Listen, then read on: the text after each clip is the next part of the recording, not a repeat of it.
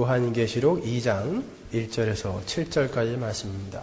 함께 읽겠습니다. 에베소 교회의 사자에게 편지하기를 오른손에 7뼈를 붙잡고 7 금촛대 사이에 다니시는 이가 가라사대 내가 내 행위와 수고와 내 인내를 알고 또 악한 자들을 용납지 아니한 것과 자칭 사도라 하되 아닌 자들을 시험하여 그 거짓된 것을 내가 드러낸 것과 또 내가 참고 내 이름을 위하여 견디고 게으르지 아니한 것을 아노라. 그러나 너를 책망할 것이 있나니 너의 처음 사랑을 버렸느니라. 그러므로 어디서 떨어진 것을 생각하고 회개하여 처음 행위를 가지라. 만일 그리하지 아니하고 회개치 아니하면 내가 네게 임하여 내 촛대를 그 자리에서 옮기리라. 오직 네게 이것이 있으니 내가 니골라당의 행위를 미워하는도다. 나도 이것을 미워하노라.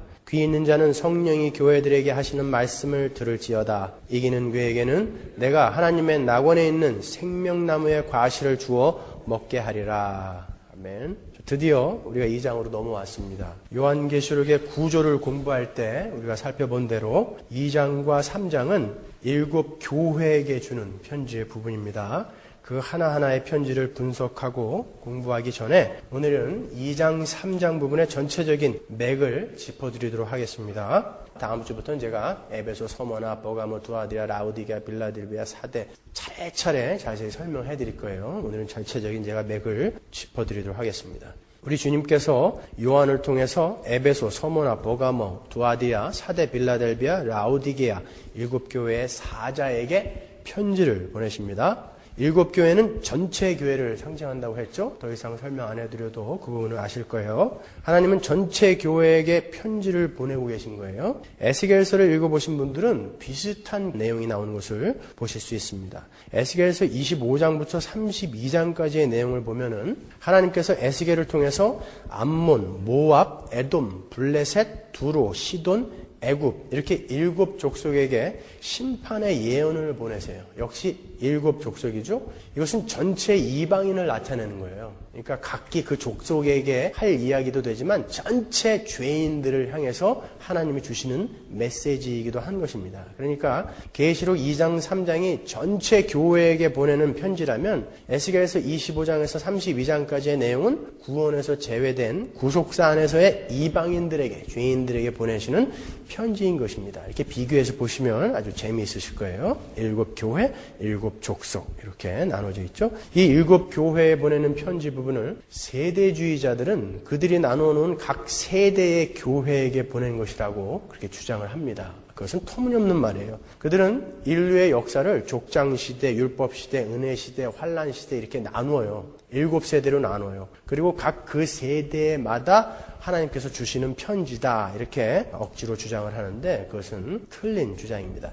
이 편지들은 7 교회에게 보내는 독립된 서신도 아니에요. 그리고 역사를 살아가는 각 세대의 교회들에게 그때그때 윤리적 교훈을 제시한다거나 교회의 잘못을 지적하는 경고의 편지를 보낸 것도 아니에요. 하나님은 구약의 선지자들의 전통을 이어받은 신약의 선지자 요한을 통해서 전체 하나님의 백성들인 교회에게 구속사에 관한 선지적 메시지를 전달하고 계신 거예요. 선지적인 메시지예요. 전체 교회사를 통해서 교회에게 일어날 일들을 선지적으로 기술한 거라는 거예요. 지금 7 교회를 잘 읽어보면 교회마다의 문제점들이 막 있죠. 그 문제점들이 그 각 교회만의 문제점들이 아니라 전체 교회에게 일어날 일을 적어놓은 거예요. 거기다가 7개로 나누어서 앞으로 사탄 마귀가 교회를 어떻게 미혹할 것인가에 대해서 하나님은 지금 7 교회의 편지에다가 이렇게 나누어서 설명을 해 놓으신 거예요.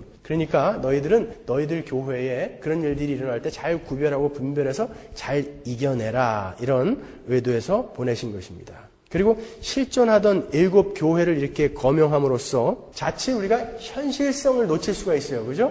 우리가 교회하면 막연하잖아요. 그러니까 거기에다가 7 교회라는 그 시대에 존재했던 7 교회를 거명을 함으로써 막연함과 이 현실성 사이에 접촉점을 마련해 놓으신 거예요. 이런 것들은 실제 교회에 일어났었고 앞으로 진짜 일어날 것이다. 이렇게 보여주시는 것입니다. 자, 7 편지는 모두 누구누구가 가라사대 이렇게 시작해요. 누구누구가 가라사대. 그 누구누구가 가라사대라고 번역이 된 헬라어 타데 레게이는 선지자들이 하나님의 말씀을 받아서 이스라엘에게 선포할 때 쓰인 히브리어 아마르 아도나이하고 같은 말이에요. 자, 이 아마르 아도나이는 예레미야서를 비롯해서 구약 성경에 250번이 나온다고요. 셉투아진트, LXX, 이 70인역에 보면은 타데, 레게이가 250번이 나와요. 그때마다 하나님의 선지적 메시지가 선포됐단 말이에요. 요한은 이러한 문학적 유형을 이용해서 이 계시록의 7 편지가 단순히 서신이 아니라 선지적 말씀 선포라는 것을 암시하고 있는 거예요. 그러한 용례가 쓰인 곳을 한 군데만 제가 찾아드리겠습니다. 아모스 1장 6절로 가겠습니다. 아마르 아도나이 타데 레게이, 그 말이 여기서 쓰였어요. 여호와께서 가라사대. 이렇게 시작하는 것은 전부 선지자들이 이스라엘에게 하나님의 말씀을 대언한 부분이란 말이에요. 가사의 서너 가지 죄로 인하여 내가 그 벌을 돌이키지 아니하리니 이는 저희가 모든 사로잡은 자를 끌어 에돔에 붙였음이라. 내가 가사성에 불을 보내리니 그 궁궐들을 사르리라. 내가 또 아스돗에서 그 거민과 아스글론에서 홀 잡은 자를 끊고 또 손을 돌이켜 에그론을 치리니 블레셋에 남아있는 자가 멸망하리라. 이는 주 여호와의 말씀이니라. 그러죠? 선지자 아모스가 하나님의 말씀을 받아서 이스라엘에게 지금 계시를 대언하는 장면이란 말이에요. 바로 요런 유형, 요런 형식으로 지금 이 편지가 쓰여지고 있단 말이에요. 하나님의 7 교회에게 보내는 편지의 형식을 빌어서 전체 교회에게 장차 사탄은 너희를 어떻게 미혹할 것이고 너희는 거기에 어떻게 반응하게 될 것을 알려주시고 심판과 회개를 촉구하시면서 종말론적 약속들을 제시하세요. 그러면서 너희는 꼭 그것을 이겨야 한다, 이겨내야 한다라는 내용을 보여주시는 거예요. 그게 7 편지의 내용이에요. 자, 이 종말적 약속들은 각 편지의 마지막마다 이기는 자에게는, 이기는 자에게는, 이기는 그에게는 이렇게 해서 후렴구처럼 등장을 합니다. 그러니까 7 편지의 모든 내용은 오늘날 여러분에게 똑같이 적용이 되는 거예요. 이기는 자에게는 생명나무의 과실을 주어 먹게 하겠다. 이기는 자에게는 둘째 사망의 해를 받지 않게 하겠다. 이기는 자에게는 만국을 다스리는 권세를 주겠다. 이기는 자에게는 흰옷을 입혀주겠다. 이 모든 것이 바로 여러분들에게 주어진 약속이라는 거예요. 그때 당시 소아시아의 7 교회에게 국한된 이야기가 아니라는 거예요. 성경은 모두 교회에게 주어지는 거예요. 수신자는 교회예요. 그리고 이 7 편지들은 각 편지마다 서신이 갖는 특징인 서두의 인사말하고 결론을 생략하고 있어요. 그죠? 바울의 서신서라든지 사도들의 서신서를 보면 항상 서두의 인사말하고 결론이 있단 말이에요. 그런데 이 7 편지에는 그런 서두의 인사말하고 결론이 없어요. 이것은 이 편지들은 각각 독립적으로 보내진 것이 아니라 요한계시록 전체에 기술되고 있는 선지적 메시지의 배경으로 주어지는 것임을 우리가 알 수 있게 되는 거예요. 그러니까 여러분이 요한계시록 2장과 3장을 읽으시면서 오늘날 교회의 실존을 보시게 되는 거예요. 그건 막연히 어떤 시대에 있었던 그런 교회의 문제가 아니라 바로 오늘날 이 교회 시대에 일어나는, 공통적으로 일어나는 그러한 일인 것입니다. 그리고 그 교회가 지금 이렇게 불완전하고 불가능할 것만 같은 이 교회가 우리 자신을 보면 알잖아요. 바로 이런 교회가 계시록 21장, 22장의 그런 완전한 완성된 교회로 반드시 예수 그리스도의 이끄심으로 말미암아 글로 가게 될 것이다라는 것을 우리는 확인해야 되는 거예요. 그래서 우리는 거기서 용기를 얻게 되는 거죠. 아, 다 이랬었구나. 그런데 계시록 21장, 22장에 그 교회로 그게 완성이 됐구나. 그러니까 우리는 이제 안심할 수 있는 거예요. 그죠? 우리는 매일 우리의 실존을 보면서 아, 내가 진짜 맞나? 내가 진짜 구원받은 인간들 맞나 이거? 그렇게 생각할 때가 얼마나 많아요. 그러나 보세요. 초대교회도 이런 문제점들이 있었다는 거예요. 그러나 계시록 21장, 22장의 그 완전한 교회로 바꿔지더라는 거예요. 우리가 이 모양인데도 불구하고 분명히 그 계시록 21장, 22장으로 가겠구나 하고 우리는 위로를 받는 거예요. 그러니까 2장, 3장하고 계시록 21장, 22장하고는 그런 연관이 있는 거예요. 이 7 편지는 모두가 동일한 구조를 갖고 있어요. 각각 7개의 동일한 구조를 갖고 있어요. 그걸 제가 잘 설명해 드릴 테니까 그걸 들으시고 집에 가서 다시 한번 그 편지를 한번 읽어보세요. 계시록 2장 1절 한번 볼까요? 에베소 교회의 사자에게 편지하기를 그러죠. 먼저 수신자가 나와요. 7 편지 공이 똑같은 순서로 구조가 되어 있어요. 수신자가 먼저 나오죠. 누굽니까 수신자가? 에베소 교회의 사자라고 그러죠. 이 교회의 사자는 제가 7별을 공부할 때 설명을 해드렸어요. 교회의 사자가 누구라고 그랬죠? 7 교회의 대표. 성경의 이 대표의 원리를 쫓아서 우리는 그 교회의 사자는 바로 교회 전체를 가리킨다고 그랬어요. 7 교회의 사자, 그래서 목사에게 편지하는 거 아니라고 그랬습니다. 여러분이 다 받으시는 거예요. 그리고 두 번째로 송신자이신 예수 그리스도의 부분적 속성이 나타나요. 1절 한번 다시 보세요.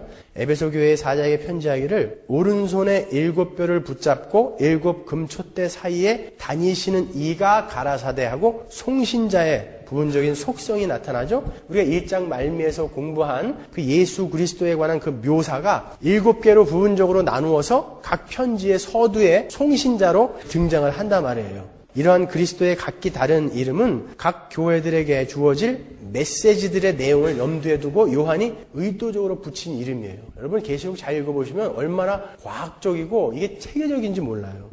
예를 들어서 에베소 교회에게 편지하시는 분은 7뼈를 붙잡고 7 금촛대 사이에 다니시는 분이라고 이름을 붙여놓죠. 이거는 5절에 회개하지 아니하면 촛대를 옮기리라 라는 이 책망하고 관련이 있는 거예요. 버가모 교회에게 보내는 편지에서도 한번 확인해 볼까요? 거기에서는 예수님을 좌우에 날선검을 가지신 분이라고 표현을 합니다. 계시록 2장 12절 한번 보세요.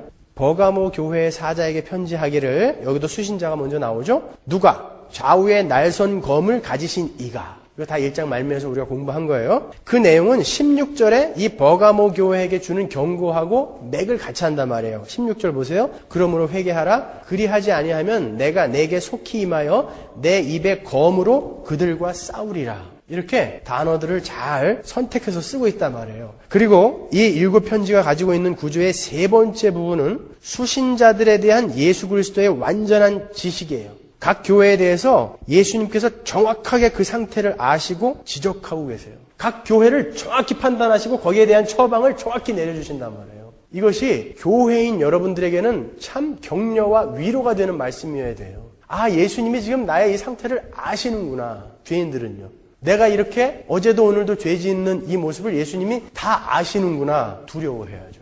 근데 여러분은요. 아, 하나님이 나의 이 상황을 다 아시는구나. 다 아세요.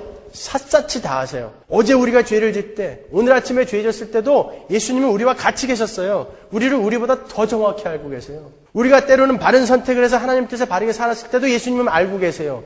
완전하게 완벽하게 다 아세요. 그렇게 우리를 정확히 알고 계신 예수 그리스도. 그게 여러분들에게 격려가 됩니까? 아니면 여러분들에게 두려움이 됩니까? 반성해야죠, 우리는요.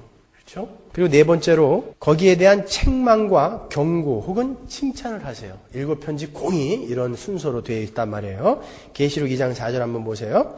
그러나 너를 책망할 것이 있나니 너의 처음 사랑을 버렸느니라 하고 이렇게 이제 책망을 하신단 말이에요. 예수님이 다 아시는 그 내용을 딱 기술한 다음에. 그리고 5 번째로 예수께서 속히 임하신다라는 그런 약속을 하세요. 그러니까 그 사실은 책망받은 교회에게는 회개의 촉구가 되었을 거예요. 아, 예수님이 이제 오시겠구나. 큰일 났다. 고치자. 칭찬을 받은 교회에게는 아, 이제 곧 오시겠구나. 조금만 더 참자라는 이런 격려가 된 거예요. 2장 5절 한번 볼까요? 그러므로 어디서 떨어진 것을 생각하고 회개하여 처음 행위를 가지라. 만일 그리하지 아니하고 회개치 아니하면 내가 내게 임하여 내 촛대를 그 자리에서 옮기리라. 그러세요. 그리고 6 번째로 그 이야기를 청종하라라는 이 청종에 대한 명령을 하신다고요. 계시록 2장 7절 볼까요? 귀 있는 자는 성령이 교회들에게 하시는 말씀을 들을지어다. 이건 7 교회의 편지 말미에 공히 등장하는 말이에요. 청종을 지금 명령하시는 거예요. 그리고 7 번째로 승리자에 대한 보상, 그 보상 약속으로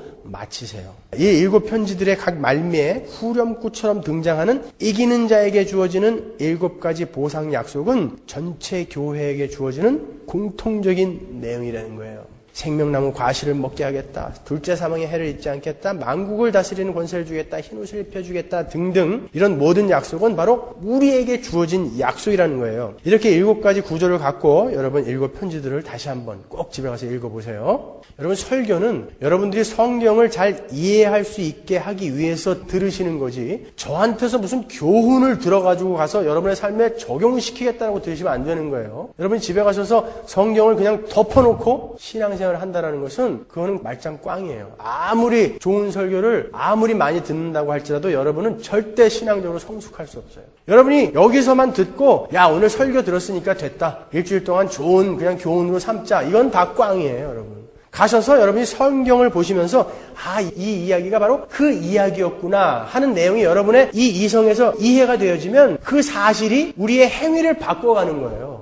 집에 가서 꼭 성경을 읽으셔야 합니다. 자, 이렇게 7 편지의 전체 내용은 우리에게 우주적, 영적 전쟁에 참여하기를 독려하고 있어요. 이겨라, 이겨라, 이겨라. 이렇게 영적 전쟁에 참여를 독려하고 있단 말이에요.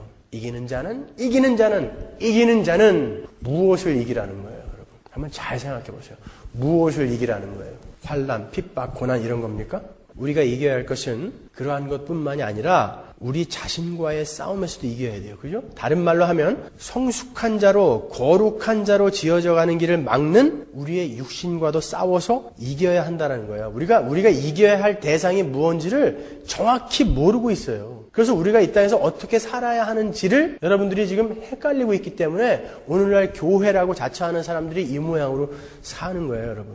우리가 그 싸움에서 이겨서 얻는 유익이 뭐예요? 부와 명예와 행복과 육신적인 편안함과 이런 거 얻는 건가요? 그걸 싸워서 우리가 뭘 얻는 거예요? 여러분이 싸워서 얻는 유익이 뭐예요?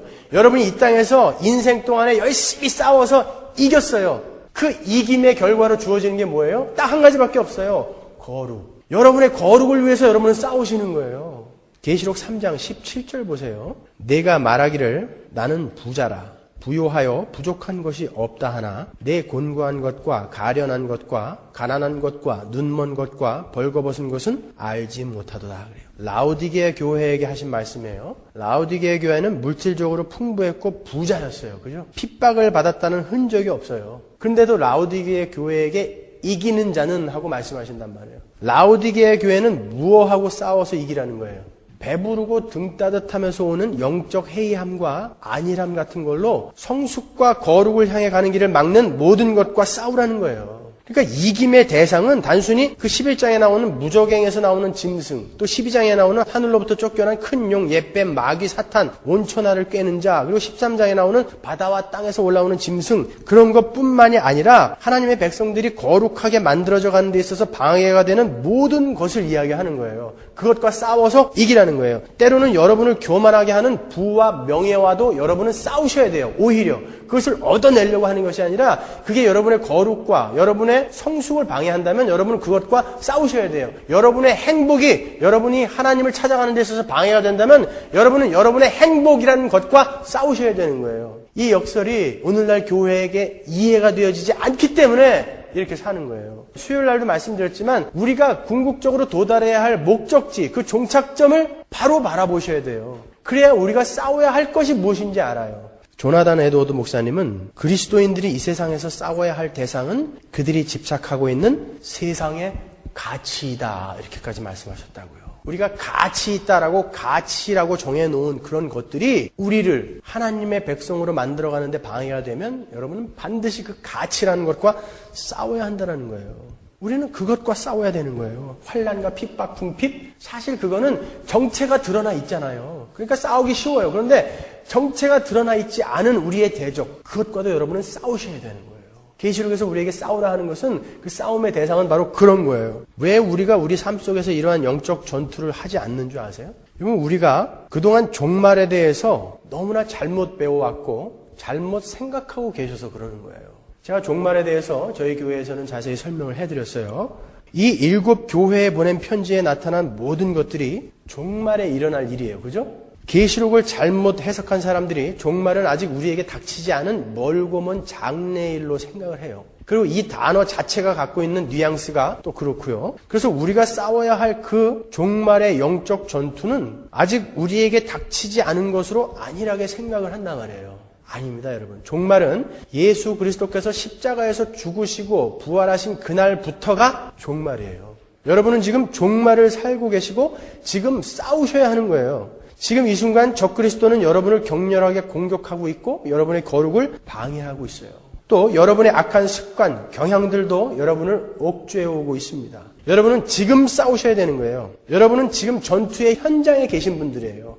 최후의 심판? 여러분 지금 심판을 당하고 있어요. 세상들은요. 언젠가 나중에 올 일이라고 생각하시면 안 돼요. 여러분. 마태복음 24장 3절 한번 보세요. 예수께서 감람산 위에 앉으셨을 때에 제자들이 종영이 와서 가로되 우리에게 이르소서 어느 때에 이런 일이 있겠사오며 또 주의 임하심과 세상 끝에는 무슨 징조가 있사오리까. 예수께서 대답하여 가라사대 너희가 사람의 미혹을 받지 않도록 주의하라. 많은 사람이 내 이름으로 와서 이르되 나는 그리스도라 하여 많은 사람을 미혹해 하리라. 난리와 난리 소문을 듣겠으나 너희는 삼가 두려움 말라. 이런 일이 있어야 하되 끝은 아직 아니니라. 민족이 민족을 나라가 나라를 대적하여 일어나겠고 처처에 기근과 지진이 있으리니 이 모든 것이 재난의 시작이니라. 그때 사람들이 너희를 환난에 넘겨주겠으며 너희를 죽이리니 너희가 내 이름을 위하여 그 모든 민족에게 미움을 받으리라. 그때 많은 사람이 시험에 빠져 서로 잡아주고 서로 미워하겠으며 거짓 선지자가 많이 일어나 많은 사람을 미혹하게 하겠으며 불법이 성함으로 많은 사람의 사랑이 식어지리라. 그러나 끝까지 견디는 자는 구원을 얻으리라.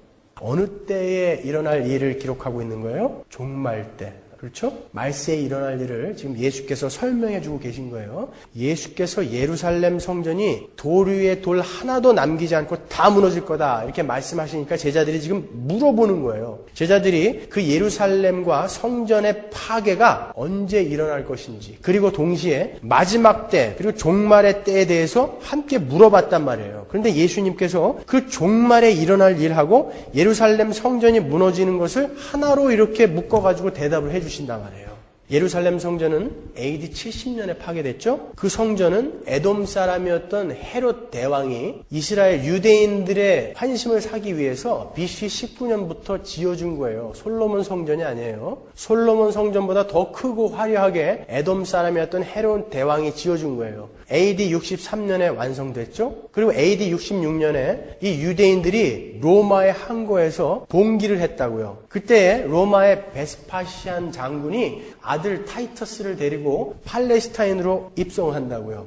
그 와중에 이 베스파시안이 로마의 황제가 돼서 베스파시안이 떠나고 이 타이터스, 아들 타이터스가 남아서 박살을 내버린 게 AD 70년이란 말이에요. AD 70년에 지금 성전이 파괴됐어요. 그 이후로 1948년에 이스라엘이라는 나라가 생기기 전까지 이스라엘은 이 땅에 없었어요. 유리방황하던 아예 없던 민족이에요. 그래서 유대인들이 지금 그렇게 생긴 거예요. 원래는 오사마 빈 라덴 같이 생겨야 되는 건데 지금은 너무 잘생긴 백인들이 됐잖아요. 섞여서 그런 거예요. 그런데 AD 70년에 이 일을 갖고 예수님이 지금 종말을 설명하고 계시단 말이에요. 지금이 서기 2005년이에요. 아직 우리가 생각하는 그 종말이 오지 않았잖아요. 그런데 AD 70년에 그 이야기를 갖고 그 아직 오지 않은 종말을 이야기한단 말이에요. 그럼 뭔가 깊은 뜻이 있을 거다라는 것을 여러분은 생각하셔야 되는 것입니다. 그럼 종말의 의미는 하나님의 백성들의 구원과 죄인들의 심판이에요. 궁극적인 의미는. 그죠? 하나님은 예수 그리스도의 십자가로 말미암아 하나님의 백성들을 구원해 내셨죠. 그 일은 아울러서 죄인들의 심판을 나타내는 거예요. 애굽에서 이스라엘 백성들이 나왔을 때 이스라엘은 구원을 받은 거지만 애굽은 어떻게 된 거예요? 심판을 받았죠. 10가지 재앙으로 심판받고 홍해에서 다 빠져 죽었잖아요. 그처럼 구원은 심판과 항상 동시에 존재하는 거예요. 종말은 예수님의 십자가가 골고다에 선 순간 시작된 거예요. 성전 파괴는 여러분 무엇을 상징합니까? 성경에서 성전 파괴는 예루살렘이 파괴된 것은 예수님을 믿지 않는 자들에 대한 최종적인 심판을 상징적으로 보여주는 게 성전의 파괴요 예루살렘의 멸망이에요. 그래서 예수님은 그 두 가지를 지금 하나로 설명을 하고 계신 거예요. 조금 쉽게 제가 설명을 해드릴게요. 우리가 여러 번 살펴본 다니엘서 7장에는 네 짐승에 대한 환상이 나오죠. 사자, 곰, 표범, 열불 달린 짐승 나오잖아요. 그 네 짐승에 대한 환상은 역사적으로 실제 했던 바벨론, 페르시아, 그리고 알렉산더 제국과 로마 제국에 대한 계시예요. 그 계시임과 동시에 종말에 대한 계시요. 그죠? 기억나십니까, 여러분? 그 환상은 앞서 나왔던 그 신상의 환상. 기억나세요? 느부갓네살 왕이 꿈꾼 신상의 환상. 머리는 금으로 되고 가슴과 팔은 은이었고 배와 넓적다리는 노시였고 종아리는 철이었던 그 환상. 그 환상하고 내용이 같은 거예요. 그것도 역시 역사적으로 실제했던 나라들에 대한 내용이었다고 제가 말씀드렸죠. 그것으로 상징된 역사의 종말에 대한 계시였단 말이에요. 그것도. 이 신상의 환상에서는 뜨인 돌, 삽으로 뜨여진 그 뜨인 돌이 신상을 박살내버리죠. 이 네 짐승의 환상에서는 누가 박살을 내죠? 계시록 서론할 때 계속 찾아봤잖아요. 다니엘서 7장. 인자 같으니 인자 같은 이가 박살을 내잖아요. 인자 같은 이가 오셔서 나라와 권세를 쥐게 되시잖아요. 이게 마지막 때 종말에 대한 이야기란 말이에요. 다니엘서 7장 13절 한번 보세요. 내가 또 밤 이상 중에 보았는데 인자 같은 이가 하늘 구름을 타고 와서 옛적부터 항상 계신 자에게 나와 그 앞에 인도되매 그에게 권세와 영광과 나라를 주고 모든 백성과 나라들과 각 방언하는 자로 그를 섬기게 하였으니 그 권세는 영원한 권세라 옮기지 아니할 것이요 그 나라는 패하지 아니할 것이니라. 분명히 마지막 심판에 대한 이야기예요. 그죠? 그러니까 신상과 네 짐승들로 표현된 그 멸망한 나라들이 상징하는 것은 하나님을 반대하는 세상의 풍조와 정신들, 즉 마귀의 세력을 이야기하는 거예요. 다니엘서의 내용은 그 마귀 세력이 멸망하고 그로 말미암아 영원한 나라와 권세를 쥐게 되시는 예수 그리스도를 강조해서 지금 설명하고 있는 거예요. 그걸 염두에 두시고 마태복음 10장으로 한번 가보자고요. 22절. 또 너희가 내 이름을 인하여 모든 사람에게 미움을 받을 것이나 나중까지 견디는 자는 구원을 얻으리라. 이 동네에서 너희를 핍박하거든 저 동네로 피하라. 내가 진실로 너희에게 이르노니 이스라엘의 모든 동네를 다 다니지 못하여서 인자가 오리라 그런단 말이에요. 이 인자라는 말이 다니엘서에서는 어떤 의미를 쓰였어요? 심판자란 말이에요. 그런데 예수께서 제자들을 파송하시면서 제자들에게 지금 하시는 말씀인데 너희가 전도를 하러 다니다가 이 마을에서 핍박을 받으면 저 마을로 도망가고 저 마을에서 핍박을 받으면 요 마을로 도망가고 그렇게 도망 다니면서 복음을 전하라는 거예요. 그러나 너희들이 이스라엘을 다 다니기 전에 인자가 오겠대라는 거예요. 그러면 심판자가 벌써 왔다라는 얘기예요. 그죠? 마태복음 16장 27절 보세요. 역시 인자가 심판자가 아버지의 영광으로 그 천사들과 함께 오리니 그때에 각 사람의 행한 대로 갚으리라. 언제 이야기예요 이게? 마지막 때 종말에 일어날 일이잖아요. 천사와 함께 예수께서 오셔서 각 사람의 행한 대로 갚을 거. 그 심판을 이야기하는 거잖아요. 최후의 심판. 그런데 28절에 뭐라고 그래요? 진실로 너에게 이르노니 여기 섰는 사람 중에 죽기 전에 인자가 그 왕권을 가지고 오는 것을 볼 자들도 있느니라. 이건 무슨 말이에요 또? 거기 제자들 중에 살아서 심판자이신 예수가 이 땅에 오실 것을 볼 자가 있다라는 얘기예요. 그 장면이 성경에 나오죠. 마태복음 28장 18절 보십시오. 예수께서 나와 일러 가라사대 하늘과 땅의 모든 권세를 내게 주셨으니 어디서 나온 말이에요 이 말이? 다니엘서 7장에서 나온 말 아니에요. 그 네 짐승을 박살내고 나라와 권세를 받은 그 예수 그리스도 인자 같은 이를 설명할 때 권세와 나라를 주셨다고 그랬잖아요. 그런데 지금 예수님이 자신을 가리켜서 하늘과 땅의 모든 권세를 이미 내가 받았다 그러신단 말이에요. 이 장면이 어디예요? 예수님이 죽으시고 부활하셔서 제자들에게 이제 승천하기 전에 하시는 말씀이에요. 여기서는 벌써 인자가 하늘과 땅의 모든 권세를 가지고 심판자로 서 계시죠. 그러니까 이 종말, 심판은 이미 십자가에서 이루어졌다는 얘기예요. 심판의 때, 이 종말은 바로 예수 그리스도의 십자가에서의 죽음과 부활에서 시작되는 거예요. 왜 그것을 심판이라고 하느냐? 여러분, 십자가로 말미암아 하나님의 백성들에게 주어지는 게 뭐예요? 구원이죠. 그 전에는 그들이 어디에 있었어요? 마귀의 세력에게 잡혀 있었잖아요. 죄의 종이었잖아요. 그럼 죄의 종이었던 자들을 구원해내기 위해선 그 죄라는 존재를 묶어버려야죠. 얘를 물리쳐야 얘네들을 구원해낼 수 있을 거 아니에요. 마태복음 12장 29절 보세요. 사람이 먼저 강한 자를 결박하지 않고야 어떻게 그 강한 자의 집에 들어가 그 세간을 늑탈하겠느냐. 결박한 후에야 그 집을 늑탈하리라. 지금 마귀의 세간은 바로 여러분이에요. 여러분이 마귀의 세간이었어요. 근데 그 마귀의 세간을 가서 뺏어오려면 그 강한 자를 먼저 결박해야 그 세간들을 뺏어올 수 있지 않느냐 이런 말이에요. 그러니까 십자가 위에서 마귀의 세력은 이미 결박을 당하고 심판을 받았다라는 거예요. 제가 이렇게 설명했더니 일부 예배가 끝나고 현 집사님이 오셔가지고 저한테 질문하시더라고요. 그러면 목사님 우리가 마귀의 세력과 싸워야 한다고 그러고 근데 십자가에서 이미 결박됐다고 그러면서 뭐랑 싸우라고 그러는 거예요? 좋은 질문이죠? 뭐랑 싸우는 거예요?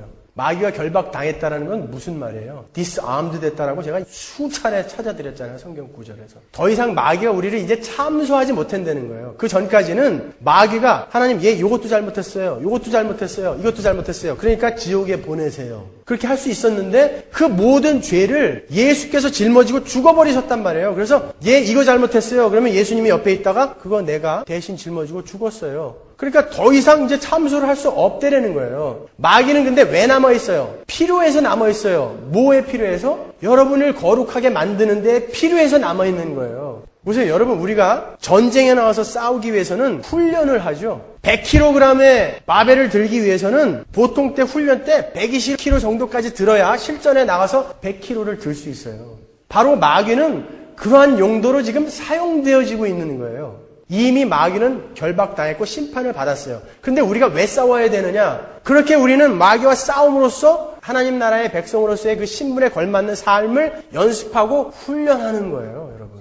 십자가의 사건으로 여러분은 구원을 받으셨습니다. 그 말은 그 십자가로 말미암아 마귀가 결박을 당했다라는 거예요. 그 말은 마귀의 세력은 이미 그때 심판을 받았다라는 말이에요. 마귀의 세력이라는 것은 마귀와 악한 천사들 뿐만이 아니라 그를 추종하는 모든 죄인들은 이미 그때 심판을 받은 거예요. 그럼 마이클 잭슨이 왜 그렇게 사람들에게 파워를 발휘할 수 있죠? 왜 이렇게 영향력을 발휘할 수 있어요? 왜 작은 나라에 가면 대통령이 온 것보다 더 삼엄한 경비를 하고 경호를 하죠? 마이클 잭슨 자체가 힘이 있나요? 전 세계에 그 마이클 잭슨을 좋아하고 따르는 수많은 팬들이 그를 마이클 잭슨이라는 하나의 세력으로 만들어주는 거란 말이에요. 마귀가 심판을 받았다는 것은, 마귀의 세력이 심판을 받았다는 것은 그를 추종하고 그가 이끄는 것을 좋아하는 불순종의 자식들 전체 이 세상이 이미 결박됐고 심판을 받았다는 거예요. 2000년 전에 쓴 십자가가 지금 여러분들에게도 영향력을 발휘하고 있어요. 그래서 여러분이 구원받은 거 아니에요. 그죠? 그때 일어난 심판은요, 동일하게 오늘날 영향력을 발휘하고 있는 거예요. 그래서 여러분이 여기서 예배를 하고 있을 때 세상은 지금 심판을 받고 있다는 것을 여러분 아셔야 돼요. 우리가 로마서 공부할 때 1장 18절 이후에 뭐라고 그러죠? 세상은 이미 그의 잘못에 대한 보응을 받았다 그러죠. 하나님이 그냥 그들의 잘못에 내버려 두는 것을 그들이 이미 심판을 받은 것이다라고 이야기하잖아요. 심판이 일어나고 있고 지금은 종말의 때예요. 계시록은 뭐라고 이야기하는 거예요? 그때에 너희들이 싸워서 이겨야 할 무엇가 있다라는 거 아닙니까? 그러니까 여러분은 오늘 싸워야 되는 거예요. 미래의 어느 날 싸우는 게 아니라 오늘 싸우셔야 하는 거예요. 여러분, 우리는 보통 어떤 그림들을 그리고 있는가 하면은 예수님께서 2000년 전에 오셔서 십자가에서 우리의 구원을 이루시고 지금 하늘에 올라가셔서 최후의 심판 때까지 기다리고 계신 것으로 그렇게 그림을 그리고 있는 것 같아요. 아니에요, 여러분. 지금은 심판의 때고 지금은 종말의 때예요. 여러분, 사람들이 왜 죽어요? 그 죽음이라는 것은 각 개인의 종말이에요. 나라가 왜 망합니까? 그것은 나라의 종말이에요. 이 작은 종말들이 모여서 나선형으로 커다란 그 최후의 종말을 향해서 지금 가고 있는 거예요. 그러니까 그때에도 엄청난 싸움이 있을 거예요. 그러나 지금 이 작은 종말을 사는 여러분도 지금 피튀기게 싸워야 되는 거예요. 성경에서 말하는 이 최후의 날, 심판의 날, 종말의 때는 바로 지금이에요. 언젠가 우리에게 닥칠 그런 날이 아니란 말입니다, 여러분. 지금은 그 최후의 심판의 연장선상에 있는 종말의 때인 거예요. 그러니까 여러분은 오늘 싸우셔야 되는 거예요. 요한일서 4장 1절 보세요. 사랑하는 자들아, 영을 다 믿지 말고 오직 영들이 하나님께 속하였나 시험하라. 많은 거짓 선지자가 세상에 나왔음이니라. 하나님의 영은 이것으로 알지니 곧 예수 그리스도께서 육체로 오신 것을 시인하는 영마다 하나님께 속한 것이요 예수를 시인하지 아니하는 영마다 하나님께 속한 것이 아니니 이것이 곧 적그리스도의 영이니라. 오리라 한 말을 너희가 들었거니와 이제 벌써 세상에 있느니라. 요한의 시대에 벌써 적그리스도가 와 있다라는 거예요. 우리는 종말론적 시각에서 적그리스도라는 존재를 세상 끝날 마지막 심판 직전에 이 세상의 모든 하나님을 대적하는 세력을 모아서 하나님을 대적하는 어떤 존재로 자꾸 생각을 하고 있어요. 그래서 적그리스도가 언제 올까? 언제 태어날까? 이런 거를 생각하고 있다니까요. 3절을 한번 보세요. 예수를 시인하지 아니하는 영마다 하나님께 속한 것이 아니니 이것이 곧 적그리스도의 영이니라. 오리라 한 말을 너희가 들었거니와 이제 벌써 세상에 있느니라. 요한의 시대에 적그리스도가 이미 있었단 말이에요. 하물며 지금은요. 그러니까 예수를 시인하지 않는 영마다 전부 적그리스도다라고 요한이 이야기하는 것은 예수님이 이 땅에 오셨을 때부터 예수를 대적하는 무리가 생겼었죠. 예수님이 탄생하셨을 때부터 헤롯이 죽이려고 쫓아다녔잖아요. 그러한 모든 세력, 세상의 풍조, 정신, 집단, 개인 이걸 모두 통틀어서 적그리스도다라고 하는 거예요. 그러니까 여러분은 그것과 싸워야 되는 거예요. 그것과. 초대교회 때는 네로를 적 그리스도라고 생각했어요. 맞는 거예요, 여러분. 그는 커다란 정치 세력을 가지고 하나님을 반대하고 예수 그리스도를 부인하는 적 그리스도였어요. 그러나 그 사람뿐 아니라 교회 시대 전체를 통해서 예수 그리스도의 신성을 부인하고 그분의 십자가를 모독하고 그분과의 연합으로만 구원을 받게 되는 복음을 왜곡하며 구원받은 하나님의 백성들의 거룩한 삶을 방해하는 모든 세력을 적 그리스도라고 하는 거예요. 그러니까 오늘날 잘못 가리키고 있는 목사나 잘못 가리키고 있는 거짓 교사들도 다 적 그리스도라는 거예요. 여러분은 그것과 싸우셔야 되는 거예요. 멍하니 그냥 계시면 안 되는 거예요, 여러분. 싸우셔야 되는 거예요. 우리는 적 그리스도를 아직 오지 않은 마지막 아마겟돈 전쟁을 준비하는 어떤 인격체로만 생각을 함으로써 지금 우리가 싸워야 할 싸움을 애써 외면하려고 하는 경향이 있어요. 아닙니다, 여러분. 적 그리스도는 지금 여러분이 싸워내야 할 여러분 안에 육신이며 세상적인 풍조이며 정신이며 실존하는 마귀의 세력 모두를 적 그리스도다라고 하는 거예요. 히브리서 3장 12절 보세요. 형제들아 너희가 삼가 혹 너희 중에 누가 믿지 아니하는 악심을 품고 살아계신 하나님에게서 떨어질까 염려할 것이요 오직 오늘이라 일컫는 동안에 매일 피차 권면하여 너희 중에 누구든지 죄의 유혹으로 강팍해 됨을 면하라. 언제 싸우라고요? 오늘 싸우라는 거예요. 오늘. 여러분은 오늘 바로 지금 적그리스도의 세력과 싸워서 이기셔야 하는 것입니다. 심판은 십자가에서 이미 이루어졌고 지금 이루어지고 있는 것이며 앞으로 이루어질 거예요. 그 심판 때 성도들에게 요구되는 세상과의 싸움도 지금 있어야 되는 거예요. 여러분은 오늘 바로 지금 싸워서 이기셔야 하는 분들이에요. 여러분 우리가 늘 늘어놓는 핑계가 내일부터 하지 뭐 이거예요. 내일부터 하지 뭐. 무디가 죽으면서 천지한이 된 게 뭔지 아세요? 무디가 집회를 하면서 어떤 날 복음을 막 설명하려고 하는 찰나에 시간이 다 됐더래요. 그래서 다음 주까지 여러분 집에서 잘 고민하고 오시고 다음 주에 제가 복음을 명확히 설명해 드리겠습니다 했는데 그날 시카고 대화재가 일어나서 그 자리에 있는 사람이 수천 명이 그 자리에서 타 죽었어요. 여러분 우리의 삶에 내일은 없어요. 내일 싸우지 뭐. 그거는 교만이에요. 여러분은 아직도 God 일루전에 머물러 계신 거예요. 내가 하나님인 줄 알고 있는 거예요. 여러분 오늘 가시다가 죽을 줄 어떻게 알아요? 그런데 지금을 하나님의 백성으로 안 살아내면 여러분 어떻게 하시겠다는 거예요? 그게 종말론적 신앙이란 말이에요. 여러분이 여러분의 내일을 확신할 수 있으십니까?